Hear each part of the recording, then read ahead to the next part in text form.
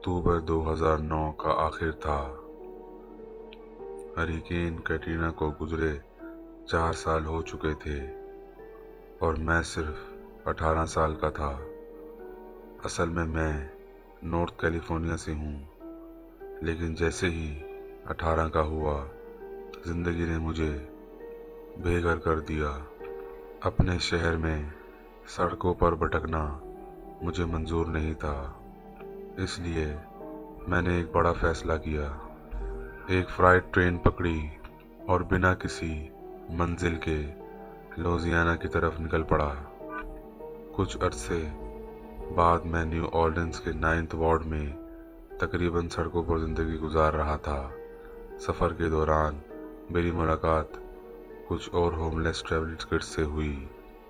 वो मुझे street life के कानून सिखा रहे थे, कहाँ सोना है, कहाँ नहीं, किस जगह से दूर रहना है। एक दिन वो मुझे अपनी स्लीपिंग स्पॉट दिखाने ले गए। एक पुराना छोड़ दिया गया एलिमेंट्री स्कूल। कैटरीना के फ्लर्ट ने उस जगह को तबाह कर दिया। स्कूल बंद हो चुका था और बिल्डिंग कंडेम्ड थी। अंदर जाने का रास्ता भी सीधा नहीं था। फर्स्ट फ्लोर के एक अंधेरे हॉलवे में टूटे हुए दरवाजे से घुसना पड़ता था। हॉलवे बिल्कुल कब्र जैसा था, ना कोई विंडो, ना कोई रोशनी। छत से इंसुलेशन और डेब्रिस लटक रहे थे, क्योंकि लोग सालों पहले कॉपर वायरिंग निकाल चुके थे। हर कदम संभाल कर रखना पड़ता था। हॉलवे के बिल्कुल एंड पर जिम्नाजियम था और उसके बिल्कुल साथ सेकंड फ्लोर की स्टेयर्स। सिर्फ एक छोटी सी विंडो ऊपर से हल्की सी रोशनी फेंक रही थी। अगर फ्लैश लाइट ना हो तो अंधेरे में बस दुआ करते हुए चलना पड़ता कि सीढ़ियों तक पहुंच जाएं। सेकंड फ्लोर कंपैरेटिवली सेफ था। वहाँ विंडोज़ थी, रोशनी थी और ज़मीन पर इतना मलबा नहीं था। उन्होंने मुझे एक जगह दिखाई जहाँ मैं अपना बैकपैक छुपा सकता था। मुझे रिलीफ मिला। मैंने बैग वहाँ रखा और बाकी सब के साथ वापस बाहर चला गया।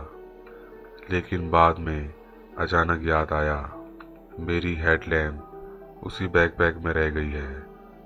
दिल थोड़ा सा डूब गया। फिर मुझे एक और चीज़ भी चाहिए थी जो बैग में थी। मैं रुक नहीं सकता था। हिम्मत जुटाई और अकेला ही उस हॉलवे अंधेरे में वापस चल पड़ा। मुझे अंधेरे से पहले भी डर लगता था, इसलिए मैंने सोचा कि शायद ये मेरी सिर्फ इमेजिनेशन है। लेकिन जो डर उस वक्त मेरे जिस्म में दौड़ रहा था वो नॉर्मल नहीं था। आज 16 साल बाद जब मैं दूसरों की कहानियाँ सुनता हूँ तो समझ आता है कि इसे फियर ऑफ ड्रेड कहते हैं। वो बेवजह बेइंतहा खौफ जो सीधा रूह को पकड़ लेता है। मैं धीरे धीरे चल रहा था, हाथ आगे फैलाकर लॉकर्स को छू रहा था। बस सीढ़ियों से आती हल्की रोशनी की तरफ बढ़ रहा था और फिर जैसे ही मैं स्टेयर्स के करीब पहुंचा, मेरी नज़र जिम्नाजियम के दरवाजे पर पड़ी। जिम के डबल डोर थे। राइट वाला दरवाज़ा बंद था, लेकिन लेफ्ट वाला ज़मीन की डेब्रिस की वजह से आधा खुला हुआ था। उस जिम के अंदर पूरी तारीख अंधेरा था, बिल्कुल अंधेरा। मगर उस अंधेरे में दो चीज़ें चमक रही थीं। दो बड़ी एलमंड शेप जैसी लाल आँखें जो खौफ का मंजर पेश कर रही थीं।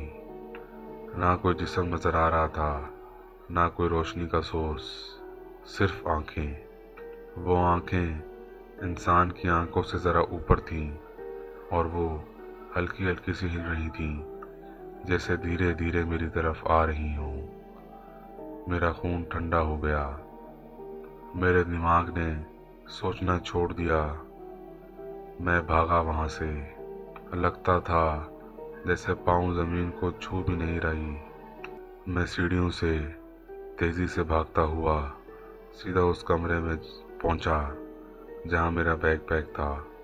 दरवाज़ा ज़ोर से बंद किया और वहां खड़ा कांपते हुए ये बात सोची, मैंने अभी क्या देखा है। मैं फिर उस दिन के बाद से वहां से नीचे अकेला नहीं गया। जब तक और लोग वापस नहीं आ गए मैं वहीं रहा। सारी ज़िंदगी मैं ये बात खुद तक ही रखी। लेकिन जैसे जैसे साल गुजरते गए मैं और कहानियाँ सुनता गया। लाल चमकती आंखें, एलमंड शेप जैसी, मॉथमैन, डॉगमैन और न जाने क्या क्या। आज भी जब मैं उस लम्हे को याद करता हूँ वो डर बिल्कुल वैसा ही लगता है जैसे कल की बात हो।